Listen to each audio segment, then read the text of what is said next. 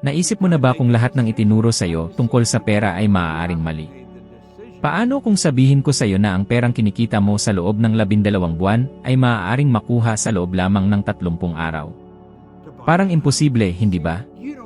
Ganoon din ang iniisip ko hanggang sa nangyari ito sa akin.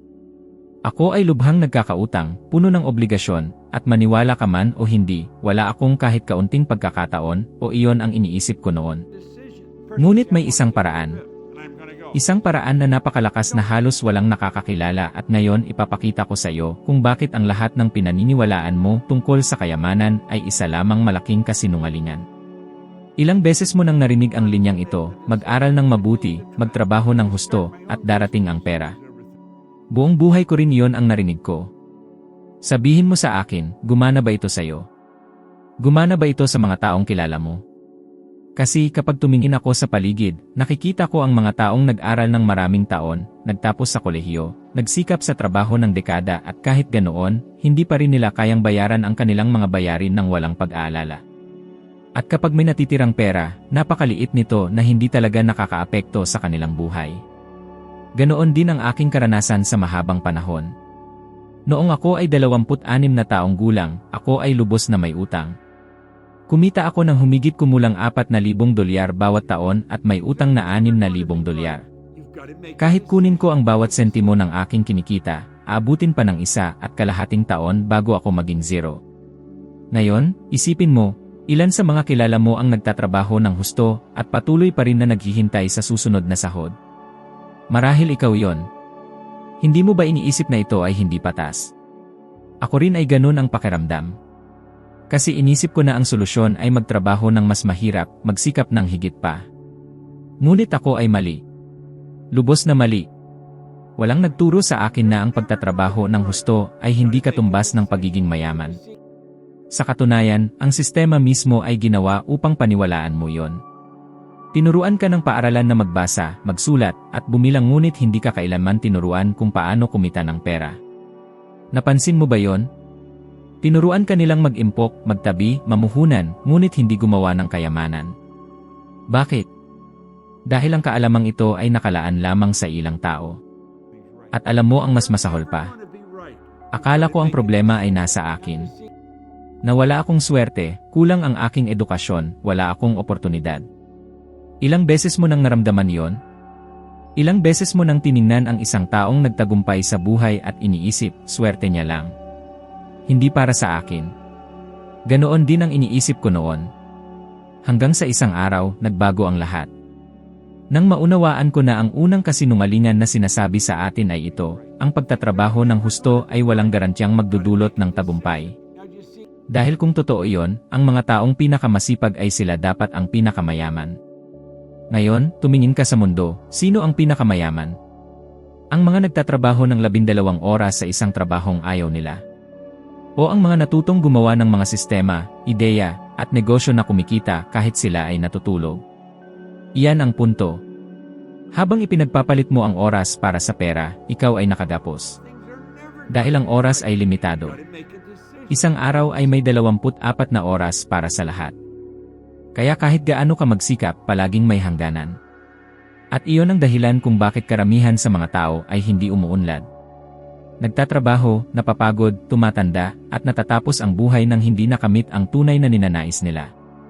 Ngayon, gusto kong pag-isipan mo ito, kung walang magbabago sa iyong buhay ngayon, gaano katagal bago mo makamit ang iyong mga pangarap? 10 taon? 20 taon? O marahil kailanman? Mahirap itong tanggapin, ngunit ito ang katotohanan para sa karamihan. At iyon ang dahilan kung bakit kailangan mong putulin ang siklong ito. At alam mo kung paano ito nagsisimula. Sa pagbabago ng iyong pananaw tungkol sa pera. Dahil lahat ay nagsisimula sa isip. Naalala ko ito na parang kahapon lang. Ako ay pagod, nawawalan ng pag-asa, walang perspektibo. At sa totoo lang, akala ko ang aking buhay ay nakatadhana ng palpak. Hanggang sa may nagtanong sa akin ng simpleng tanong, naniniwala ka ba na kaya mong magbago? At sa sandaling iyon, may sumagot sa loob ko, hindi ko alam ngunit gusto kong subukan. Marahil iyan ang nararamdaman mo ngayon. At iyan ay mabuti. Dahil dito nagsisimula ang lahat. Kaya gusto kong gawin mo ang isang bagay ngayon. Bago ka matulog, isulat ang tanong na ito sa isang papel. Ano ang maaari kong gawin upang kumita ng pera nang hindi umaasa lamang sa aking oras? Parang simple, ngunit ito ang isa sa pinakamakapangyarihang tanong na maaari mong itanong sa iyong buhay. Dahil magbubukas ito ng pinto para sa mga ideya na hindi mo pa naiisip noon. Gawin ito ng 7 sunod-sunod na araw. Huwag laktawan kahit isa. At ipinapangako ko na magsisimula kang makita ang mga oportunidad na palaging nandyan, ngunit hindi mo lang nakikita. Ngayon, hayaan mong sabihin ko sa iyo ang isang bagay. Hindi ako naging mas matalino, hindi ako bumalik sa paaralan, hindi ako kumuha ng anumang mahiwagang kurso.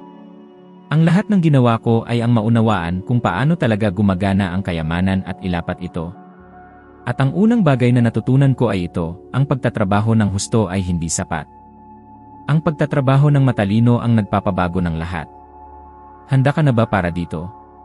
Kasi kung handa ka, maghanda kang kalimutan ang maraming bagay na pinaniwalaan mo sa buong buhay mo. Dahil dito nagsisimula ang tunay na pagbabago. Isipin mo ang isang ilog.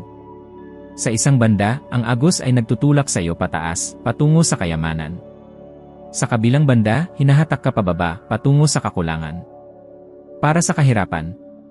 Ngayon sabihin mo sa akin, saang panig ka naroroon?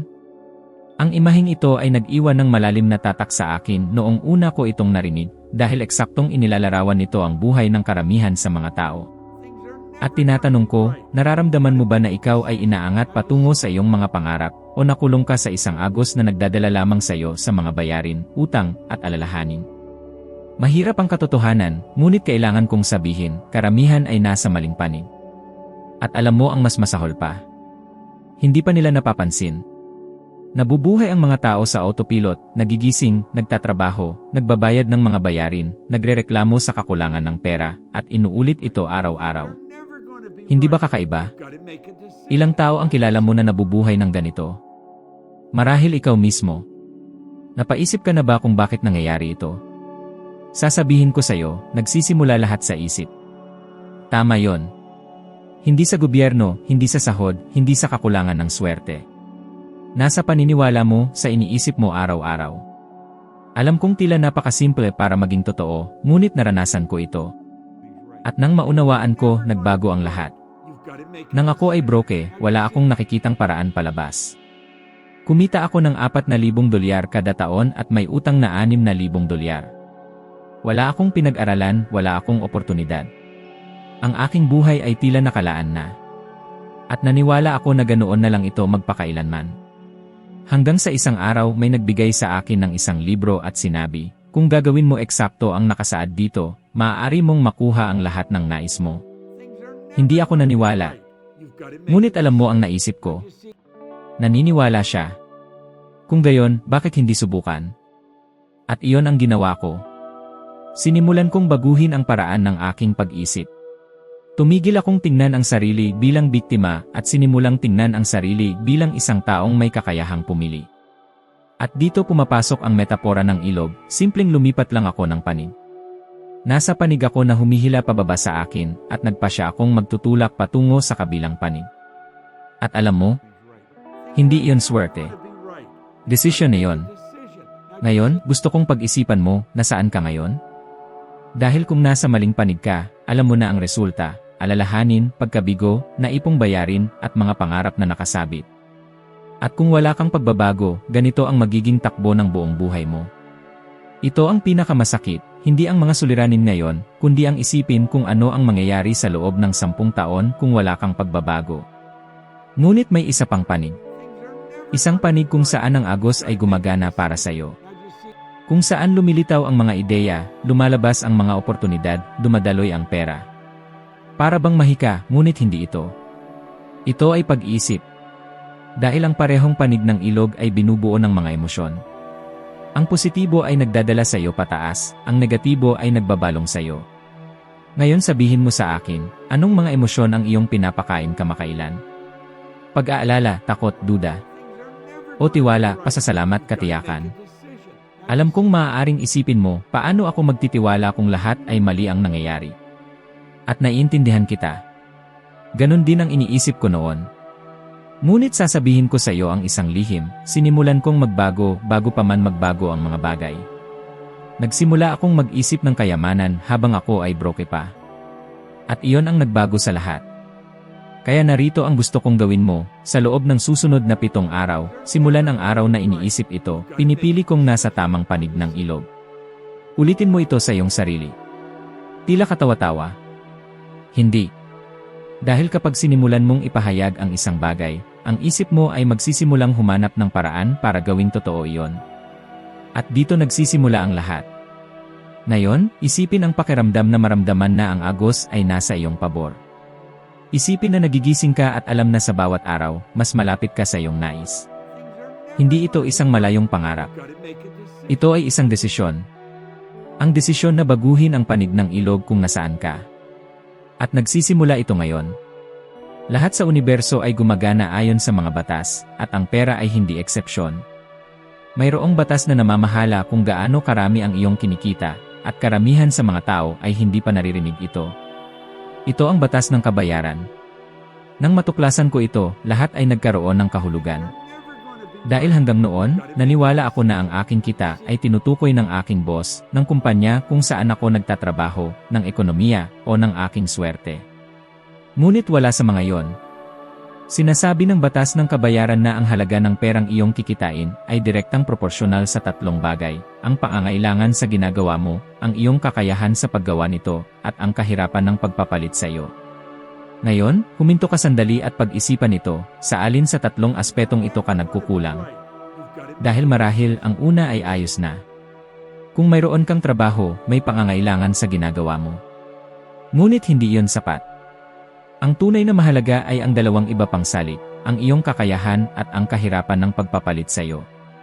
At alam mo ang katotohanan? Karamihan sa mga tao ay hindi iniisip ito. Naniwala sila na sapat na ang lumabas sa trabaho at gawin ang pinakamababa upang hindi matanggal. Ngunit sasabi ko ng diretsyo, kung sino man ay kayang gawin ang ginagawa mo, hindi ka kailanman kikita ng malaking pera. Mahirap pakinggan, alam ko, ngunit ito ang katotohanan. At habang patuloy kang madaling mapalitan, mamumuhay ka sa pakikibaka para sa pinakamababa. Natutunan ko ito sa pinakamatinding paraan. Sa simula ng aking karera, wala akong anumang espesyal na kakayahan. Isa lang ako sa karamihan ng tao noon. At hulaan mo? Binabayaran din ako tulad ng iba sa karamihan. Hanggang sa isang araw, nagdesisyon ako na kung gusto kong baguhin ang aking buhay, kailangan kong maging hindi mapapalitan. Kailangan kong maging isang tao na nagbibigay ng higit, na may mas maraming alam, at mas mahusay sa ginagawa niya. At iyon ang ginawa ko. Ngayon, sagutin mo ako, ano ang ginagawa mo upang maging taong hindi mapapalitan?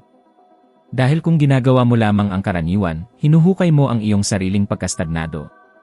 Walang mahika rito. Hindi ito swerte. Ito ay kakayahan. Kung mas mahusay ka sa ginagawa mo, mas mahirap para sa iba na agawin ang iyong lugar. At ito ay totoo sa anumang larangan. Gusto mo ba ng halimbawa? Isipin ang mga dakilang atleta, dakilang artista, dakilang negosyante. Hindi lamang sila magaling. Sila ay pambihira. At ito ang dahilan kung bakit tinatanggap nila ang kanilang kinikita. Bago mo isipin, pero hindi ako sikat, hindi ito para sa akin, nais kong ipaalala sa iyo na ang batas na ito ay gumagana para sa lahat. Hindi mo kailangan maging pandaigdigang bituin, pero kailangan mong maging bituin sa iyong larangan. At narito ang isang bagay na nais kong isulat mo ngayon, palaging sumusunod ang pera sa kahusayan. Palagi. Walang eksepsyon. Kaya, kung hindi ka umuunlad sa pananalapi, dahil tumigil ka sa paglago bilang tao. Ngayon, hayaan mo akong ibahagi ang isang bagay na ginawa ko na maaaring baguhin ang lahat para sa iyo. Nilikha ko ang ugali na mag-improve ng kaunti araw-araw. Kaunti lang. Hindi isang higanteng paglukso, hindi isang radikal na pagbabago sa isang iglap. Kaunti lang. Isang librong binabasa ko, isang klase na pinapanood, isang kakayahan na sinasanay. At, sa paglipas ng panahon, ito ay naging isang ganap na pagbabago sa akin bilang tao. Kaya narito ang iyong hamon, sa susunod na 70 araw, pumili ng isang kasanayan na may halaga sa merkado, isang bagay na maaaring dagdagan ang iyong kakayahan sa paglikha ng kayamanan. At magtrabaho dito araw-araw. Kahit 15 minuto lang. Gawin ito ng 70 araw at pagkatapos ay sabihin sa akin kung pareho pa rin ang iyong buhay.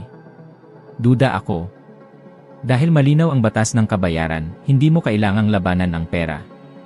Kailangan mong labanan na maging mas mahusay sa ginagawa mo. At kapag naging mas mahusay ka, darating ang pera sa'yo. Palagi. Ngayon sabihin mo sa akin, handa ka bang gawin ito? O magpapatuloy ka bang magreklamo sa buhay, umaasang may magbabago ng kusa?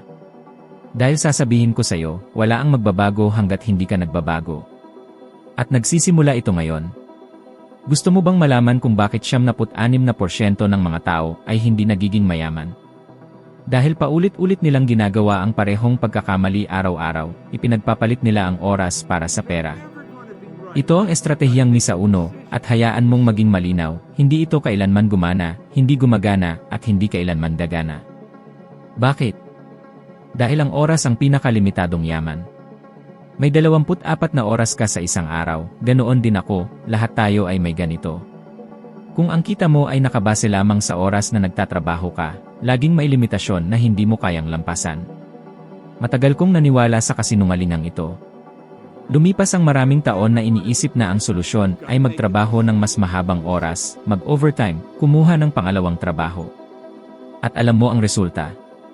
Mas pagod ako, mas stressed, at wala pa ring pera. Ilan ang kakilala mo na ganito ang pamumuhay? Nagtatrabaho buong araw, pag-uwi ay pagod na pagod, at hindi pa rin makabayad ng lahat ng bayarin. Karamihan. Ngayon, isipin mo ito, kung patuloy mong ipagpapalit ang oras para sa pera, ano ang mangyayari sa iyo sa loob ng 10 taon? Tataas ba ang kita mo? Marahil. Ngunit magiging mas maganda ba ang iyong pamumuhay? Magkakaroon ka ba ng kalayaan? O mas makukulong ka pa, walang lakas, walang kalusugan, at walang oras upang tamasahin ang kahit ano? Dahil sa huli, ito ang nangyayari sa mga sumusunod sa ganitong landas. Alam kong mahirap pakinggan, ngunit ito ang realidad para sa 76% ng populasyon. Ito ang bitag na nagpapanatili sa tao sa kahinaan. At ang pinakamasama, hinihikayat ng sistema ito. Sinasabi nila, mag-aral para magkaroon ng magandang trabaho, magtrabaho ng husto, mag-overtime. Para bang ito ang magdadala sa iyo sa pinansyal na kalayaan? Hindi. Hindi kailanman. At may isa pang detalye na halos walang nakapapansin, habang mas umaasa ka sa iyong oras, mas mahina ka.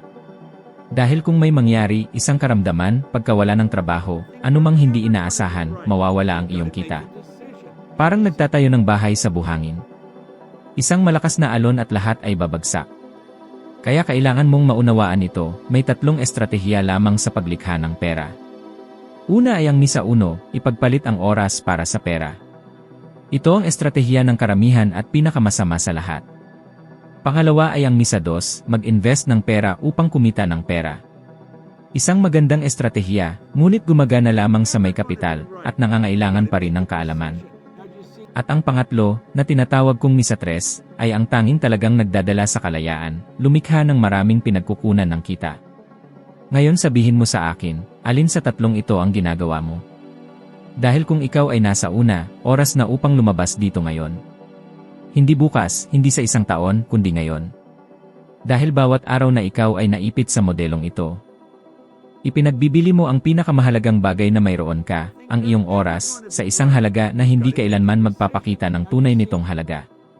Nang maunawaan ko ito, nagbago ang aking buhay. Natuklasan ko na ang pinakamayayamang tao sa mundo ay hindi nagtatrabaho ng mas maraming oras kaysa sayo. Sa katunayan, marami sa kanila ay mas kaunti ang oras ng trabaho. Ang kaibahan ay hindi sila umaasa sa isang pinagkukunan lamang ng kita. Pinapalaki nila ang kanilang oras sa pamamagitan ng mga sistema, pakikipagsosyo, at negosyo na patuloy na kumikita kahit natutulog sila. At narito ang tanong na gusto kong dalhin mo buong araw, paano ako kikita ng pera habang natutulog? Mukhang kabaliwan. Noon, ganun din ang iniisip ko. Pero ngayon, ito ang pamantayan. Sa tulong ng internet, mga digital na negosyo, at pandaigdigang ekonomiya, hindi kailanman naging ganito kadali ang magkaroon ng maraming pinagkukunan ng kita. Ang tanging kulang para sa karamihan ng tao ay ang desisyon. Ngayon, gusto kong gawin mo ang isang simpleng pagsasanay, kumuha ng papel at isulat ang 3 ideya na maaaring magdala sa iyo ng karagdagang kita nang hindi nadadagdagan ang oras ng trabaho. Hindi kailangang perpekto, hindi mo kailangang malaman ang lahat ng detalye ngayon. Isulat mo lang. Sapagkat nagsisimula ang pagbabago kapag tumigil ka sa pagtanggap ng luma at pinili mong mag-isip ng iba. Sasabihin ko sa iyo ang isang bagay na maaaring ikagulat mo. 1% ng populasyon ang gumagamit ng estratehiya, 3 at nakakakuha ng 76% ng lahat ng pera sa mundo.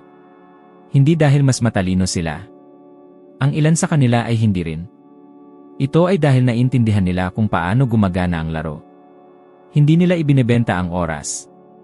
Gumagawa sila ng mga sistema. Kaya tanong ko sa iyo, ipagpapatuloy mo ba ang pagbebenta ng tanging yaman na hindi mo na maibabalik ang iyong oras o magsisimula ka na bang lumikha ng bagay na kumikita kahit wala ka sa trabaho? Ang desisyong ito ang naghihiwalay sa mga taong patuloy na nagrereklamo sa sahod at sa mga nakakamit ng kalayaan. At ang magandang balita, maaari kang magsimula ngayon. Hindi mo kailangang iwanan lahat, hindi mo kailangang sumugal ng sobra. Magsimula sa maliit. Pero magsimula. Sapagkat, mas maaga mong iwan ang estratehiya iisa, mas mabilis kang mapapasama sa 4% na tunay na nakakaunawa kung paano gumagana ang kayamanan. Ngayon, sabihin mo sa akin, handa ka na bang putulin ang kadena at itigil ang pagpapalit ng buhay para sa pera? Sapagkat nasa iyo ang pagpili. Palaging nasa iyo. Tingnan mo ang paligid mo. Lubos na nagbago ang mundo. Pero alam mo ang problema. Marami pa rin ang nag-iisip na para silang nabubuhay 50 taon na ang nakalipas. Patuloy silang sumusunod sa isang manual na lipas na, isang manual na nagsasabi, mag-aral, kumuha ng magandang trabaho, magtrabaho ng mabuti, magretiro, at maging masaya. Pero hindi na ito umiiral. Noon ay hindi rin ito ganap na epektibo, ngayon, imposibleng mangyari. Gusto mo ng katotohanang nakagugulat? Ilang dekada na ang nakalipas, isang tao ay kayang suportahan ang buong pamilya sa isang sahod lamang.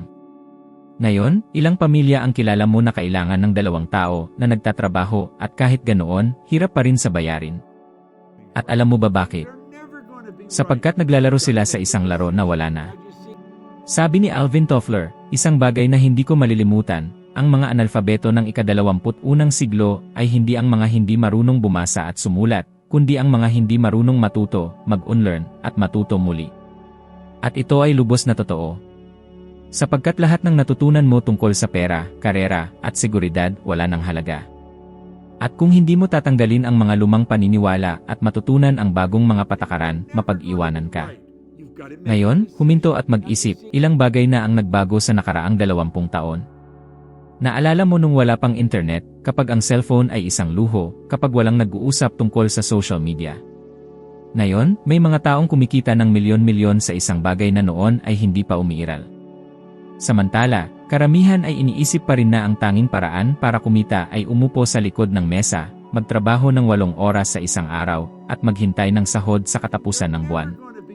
Hindi lang ito lipas, delikado pa. Alam mo ba bakit? Sapagkat ang mundo ay hindi nagiging mas matatag, nagbabago ito ng mas mabilis kaysa kailanman.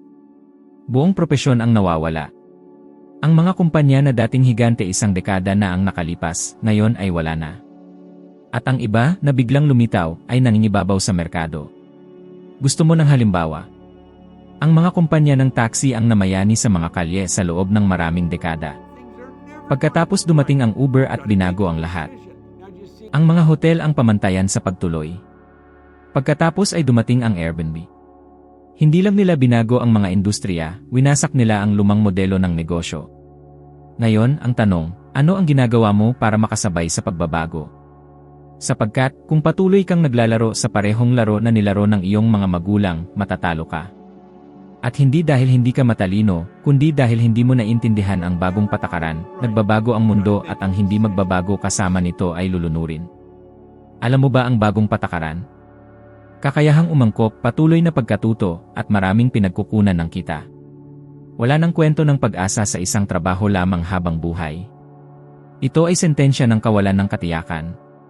Kung hindi ka lumilikha ng bagong kakayahan, kung hindi ka naghahanap ng bagong paraan para kumita, inilalagay mo ang sarili mo sa panganib. At narito ang isang katotohanang baka ayaw mong marinig. Ang mga pagkakataon ngayon ay hindi pa kailanman naging kasing laki ng sa kasalukuyan. Hindi kailanman. Sa panahon ngayon, kahit sino na mayroong isang cellphone at koneksyon sa internet ay may mas maraming kagamitan sa kamay kaysa sa mga malalaking kumpanya noon. Maaari kang magsagawa ng negosyo mula sa iyong silid, magbenta sa mga tao sa kabilang panig ng mundo, o lumikha ng isang bagay na kumikita ng pera habang natutulog ka. Ngunit karamihan ay hindi ginagawa ito. Alam mo ba kung bakit? Dahil sila ay nakulong sa lumang paraan ng pag-isip. Dahil iniisip nila, hindi ito para sa akin. Hindi ko naiintindihan ang mga bagay na ito. Mananatili na lang ako sa aking trabaho dahil mas ligtas iyon. Ligtas? Sabihin mo sa akin, ilan ang mga taong kilala mo na biglaang natanggal sa trabaho, walang abiso, walang planuri? Ito ba ay seguridad? Ang katotohanan ay ang mundo ay hindi kailanman naging ganito karami sa posibilidad, ngunit hindi rin kailanman pinaparusahan ng sobra ang mga taong nagtitiyagang manatili sa kanilang kinalalagyan. At kailangan mong pumili, o mananatili kang nakakapit sa nakaraan, o magpasya kang matutunan ang mga bagong patakaran at samantalahin ang lahat ng nasa harap mo. Ngayon sagutin mo sa sarili mo, gaano karami sa iyong buhay ang nakatali pa sa lumang modelo? Gaano ka pa naniniwala na kailangan mo ng 40 taon ng matinding paggawa upang magkaroon ng kalayaan? Dahil, kung iyon ang iyong paniniwala, mabubuhay ka at mamamatay na nagtatrabaho upang tuparin ang pangarap ng ibang tao. Nais kong pag-isipan mo ito ngayon. Kumuha ng papel at isulat, ano ang kailangan kong kalimutan upang mabago ang aking pinansyal na buhay? Maaaring mukhang simple ang tanong na ito, ngunit maaari itong magbukas ng mga pintuan na hindi mo inaasahan. Dahil, upang makapasok sa bago, kailangan mo munang bitawan ang luma. Nagbago ang mundo. Ang tanong ay, nagbago ka ba? Tandaan ko ng eksakto ang araw na nagbago ang lahat para sa akin. Ako ay bangkarote, walang pag-asa, walang edukasyon, walang plano para sa hinaharap. Kumita ako ng $4,000 kada taon at may utang na $6,000. Kung kukunin ko ang bawat sentimo na pumapasok, abutin ako ng 18 buwan upang mabayaran ang utang. Ang totoo, ako ay nawawala. At sa sandaling iyon, nang maramdaman kong wala akong labasan, may isang tao na nagbigay sa akin ng isang libro, Mag-isip at Yumaman, ni Napoleon Hill. Hindi ko makakalimutan ang mga salitang narinig ko kasama ng librong iyon. Kung gagawin mo ng eksakto ang nakasulat dito, maaari mong makuha ang lahat ng gusto mo. Alam mo ba ang iniisip ko noon? Impossible ito. Ngunit sa kaibuturan, wala na akong ibang mawawala. Kaya ginawa ko ito. Hindi ako naniniwala ng buong buo noon, ngunit naniwala ako na siya ay naniniwala. At iyon ay sapat na upang magsimula ako. Sinimulan kong pag-aralan ang librong iyon na parang nakasalalay sa buhay ko ang bawat salita, at talaga namang nakasalalay. Bawat salita ay aking binasa, nilagyan ng linya, isinulat, at higit sa lahat, sinimulan kong ilapat. At dito ko natuklasan ang isang bagay na magbabago ng lahat, ang kayamanan ay nagsisimula sa isip. Hindi sa pisikal na pagsisikap, hindi sa swerte, hindi sa panlabas na oportunidad. Nasa loob mo ito. At sinimulan kong gawin ang isang bagay na noon ay mukhang ganap na kabaliwan. Inisip ko ang aking sarili bilang mayaman habang ako ay bangkarote pa. Nagsimulang maramdaman ang tagumpay na gusto ko kahit wala pa akong anuman. Araw-araw, inuulit ko sa aking sarili, ako ay masagana. Ang pera ay dumadaloy sa akin ng madali. Maaaring isipin mo, ito ay positibong pag-uusap lamang.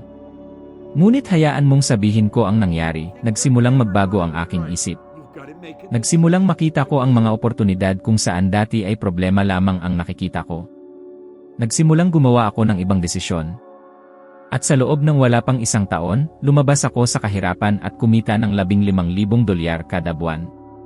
Sa isang buwan, kumita ako ng kung ano ang dati ay inaabot ng taon. Ngayon sagutin mo, ano ang mangyayari kung hindi ko ginawa ang unang hakbang na yon? Malamang, naroon pa rin ako sa parehong lugar, nagrereklamo sa buhay, naniniwala na ang swerte ay hindi kailanman kumatok sa aking pinto. Ngunit nagpasya akong magbago. At iyon ang kaibahan ng taong nakakamit at ng taong nananaginip lamang. Ang katotohanan ay palaging ibibigay sa iyo ng buhay ang dalawang pagpipilian, manatili sa iyong kinalalagyan o gawin ang unang hakbang patungo sa gusto mo. Karamihan ay pinipiling manatili. Dahil sa takot, sa pagdududa, sa iniisip na hindi kaya. Ngunit sasabihin ko sa iyo, kaya mo. Higit pa sa iniisip mo. Kailangan mo lamang magdesisyon. At nais kong gawin mo ang isang bagay na napakasimple, ngunit napakalakas. Sa loob ng susunod na 7 araw, isulat mo ang pangungusap na ito 10 beses bawat araw. Ako ay may maraming pinagkukunan ng kita at ang pera ay dumadaloy sa akin ng madali at sagana. Huwag lang isulat, maramdaman. Isipin kung ano ang pakiramdam na mayroon ka nito. Damhin ang pasasalamat na para bang ito ay totoo na. At sabihin mo sa akin pagkatapos kung hindi ba ito nagsisimula ng baguhin ang paraan ng iyong pag-isip at pagkilos. Dahil makakasiguro ako ng isang bagay, kapag binago mo ang iyong isip, nagbabago ang iyong panlabas na mundo. Palagi. Iyon ang sikreto na nagbago sa aking buhay. At maaari ring baguhin ang sayo. Ang tanong ay, handa ka na bang magdesisyon ngayon? Kung may isang bagay na nais kong dalhin mo mula dito, ito ay ito, nagsisimula ang pagbabago sa loob ng iyong isip. Walang nagbabago sa labas hanggat hindi ka nagbabago dito sa loob. Kung nais mong baguhin ang iyong buhay, kailangan mong magdesisyon ngayon na hindi mo natatanggapin ang parehong resulta ng kahapon. Ito ang susi na nagbubukas ng lahat ng pintuan. Ngayon, kung talagang nais mong gawin ang susunod na hakbang, ang susunod na video na lumilitaw sa screen ay para sa iyo. Sa loob nito, tataas ka ng isa pang hakbang sa iyong pag-unlad upang maging 1% na mas mahusay kaysa sa kasalukuyan.